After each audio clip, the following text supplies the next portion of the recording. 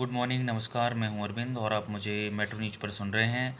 Metro news पर आज हम बात करने वाले हैं नेशनल रिक्रूटमेंट एजेंसी के बारे में। भारत सरकार द्वारा एनआरए के गठन को मंजूरी दी गई है और ये जो एनआरए होगा वो भारत शासन के अधीन आने वाली ग्रुप बी और ग्रुप सी के जितने भी पद हैं उनके लिए प्रारंभिक परीक्षा आयोजित करेगा। मुख्य रूप से ये होगा क्या, अभी आईबीपीएस, एसएससी और आरआरबी द्वारा जितने भी पोस्ट निकाले जाते हैं उनके लिए टायर 1 या प्रिलिमिनरी एग्ज़ाम कंडक्ट कराएगा, है ना। ये इसका प्रारंभिक परीक्षा का एग्ज़ाम का जो सिलेबस होगा वो कॉमन होगा और इसके साथ साथ ये बहुभाषी होगा। ये कितनी भाषाओं में होगा ऐसा अभी क्लियर नहीं है, हो सकता है 10 भाषाओं में हो, 15 भाषाओं में हो, लेकिन मल्टीपल लैंग्वेज में होगा। इसके साथ साथ इसका जो ये होगा, ये कंप्यूटर बेस्ड ऑनलाइन एग्ज़ाम होगा। इसका जो एग्ज़ाम सेंटर होगा लगभग देश की हर डिस्ट्रिक्ट में होगा और इन्होंने अभी रिमोट एरियाज़ के ऐसे 117 ज़िले ऐसे आकांक्षी ज़िले इन्होंने चयनित किए हैं जहाँ पर अनिवार्य रूप से इसके एग्ज़ाम सेंटर बनाए जाएंगे, वहाँ पर इंफ्रास्ट्रक्चर डेवलप किया जाएगा। इससे एक फ़ायदा ज़रूर होगा, निश्चित तौर पर होगा। जो ग्रामीण क्षेत्र या जो दूर दराज के ज़िले हैं, है ना, जहाँ पर सुविधाएं उपलब्ध नहीं हैं, जहाँ से लोगों को बड़ी सिटीज़ में एग्ज़ाम देने आना होता था, उससे एक सहायता मिलेगी कि वो उनका जो आने जाने का पैसा या रुकने का पैसा खर्च होता था वो कम हो जाएगा, इसमें कोई दो राय नहीं। इससे और दूसरी बात ये है कि जो महिला कैंडिडेट हैं उनको सुविधा होगी, वो उनकी पार्टिसिपेशन एग्ज़ामिनेशन में बढ़ जाएगा। अब जैसे मान लीजिए किसी को भाई वो मध्य प्रदेश के इंदौर में सेंटर है और अब इंदौर के आज से 200 किलोमीटर दूर की अगर कोई महिला है तो वो नहीं आ पा रही है, तो उसको अब वो 200 किलोमीटर दूर के डिस्ट्रिक्ट में इसका सेंटर बनेगा जो आकांक्षी ज़िला होगा नीति आयोग के जो आकांक्षी डिस्ट्रिक्ट्स में। तो वहाँ पर सेंटर होने से उस फ़ायदा क्या होगा, इंदौर की उसको वहीं पर पार्टिसिपेशन कर पाएगी वो एग्ज़ाम में और हो सकता है उसकी आगे भविष्य में नौकरी भी लग जाए। ठीक है, तो निश्चित तौर पर धन की बचत होगी, महिलाओं और गरीब तबके का पार्टिसिपेशन बढ़ जाएगा, इससे कोई दो राय नहीं।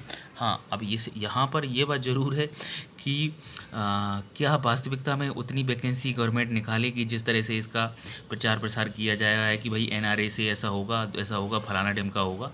अभी मुझे इसका कोई समझ में नहीं आ रहा है कि जिस तरह एसएससी में भाई पोस्ट कम हो रही हैं, आईबीपीएस में लगातार पोस्ट हुई हैं, आरआरबी में तो हिसाब किताब कोई समझ में ही नहीं आ रहा है कि इन्होंने एनटीपीसी के एग्ज़ाम को अभी पिछली बार इन्होंने फॉर्म फिल कराए हैं उसके अभी डेट अनाउंस नहीं की है।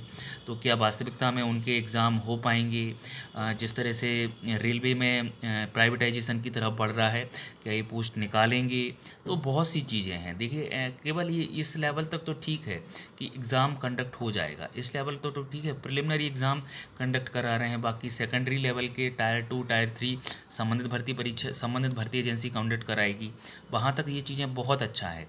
लेकिन मेन आपका उद्देश्य क्या है? क्या वास्तविकता में आप रोज़गार देना चाह रहे हैं जनता को या युवाओं को? अगर आप ये रोज़गार देना ही नहीं चाह रहे हैं, आपका मेन मोटो रोज़गार देना है ही नहीं, आप उस पर काम करना ही नहीं चाह रहे हैं, तो चाहे जितनी आप भर्ती एजेंसी बना लीजिए, चाहे जितनी अच्छी उस पर काम कर लीजिए, लेकिन अगर आप रोज़गार नहीं देंगे तो उसका कोई मतलब नहीं रह जाता है। बस यही है, यहाँ पर चीज़ें यही है कि ज़्यादा से ज़्यादा अगर वैकेंसी आएंगी तो निश्चित तौर पर फ़ायदा होगा। और फिर दूसरी बात ये है कि सेकेंडरी और टर्सरी लेवल के जो स्टेज हैं वो संबंधित एजेंसी कराएगी। तो बस ज़्यादा कुछ चेंजेज नहीं आएंगे। हाँ, एक चीज़ जरूरी है कि टाइम जो लगता था, मान लीजिए 1 साल पूरा लग रहा है एसएससी की किसी एग्ज़ाम में, तो वो टायर 1 के एग्ज़ाम उनको कंडक्ट नहीं कराना है, वो सेकेंडरी लेवल और थर्ड लेवल के अपने एग्ज़ाम कंडक्ट करा के रिक्रूटमेंट को प्रोसेस को कंप्लीट कर देंगे। ऐसे ही आईबीपीएस है, आईबीपीएस में का वो प्रिलिमिनरी के एग्ज़ाम कंडक्ट करा रहे हैं, फिर मेंस करा रहे हैं। अब उसमें क्या करेंगे, वो आपसे सीधा मेंस के लिए फॉर्म फिल कराएंगे, मेंस का आप फॉर्म फिल करेंगे और इंटरव्यू लेके आपकी एग्ज़ाम प्रोसेस कंप्लीट हो जाएगी। आरआरबी में भी ऐसा ही होना चाहिए। आरआरबी के तो कई ऐसे एग्ज़ाम के लेवल हैं जो टायर 1 के ही हैं, तो हो सकता है कि उससे ही आपका फॉर्म फिल करा के या उसके स्कोर कार्ड से ही आपको आगे की प्रोसेस करके कंप्लीट कर दी जाए, तो इससे निश्चित तौर पर टाइम की बचत तो होगी, इसमें कोई दो राय नहीं है। हाँ, बस ये है रोज़गार ज़्यादा से ज़्यादा मिले युवाओं को, यही आकांक्षा है और इसी के साथ मैं ये चीज़ें क्लियर कर रहा हूँ। देखिए ये, और हाँ, एक बात और आपको बता दूँ, ये मैं थोड़ा-सा भूल गया। ये जो एग्ज़ाम कंडक्ट कराएगा एनआरए, वो 3 लेवल पर कराएगा, ग्रेजुएट लेवल पर, 12th लेवल पर और 10th लेवल पर। जो देखिए जिस पद की जो योग्यता है उस हिसाब से ये एग्ज़ाम कंडक्ट होगा। और हाँ, इसका लेकिन इसका सिलेबस इन्होंने कहा है कि सभी लेवल पर सेम ही होगा, ज़्यादा चेंजेस इसमें नहीं होंगे।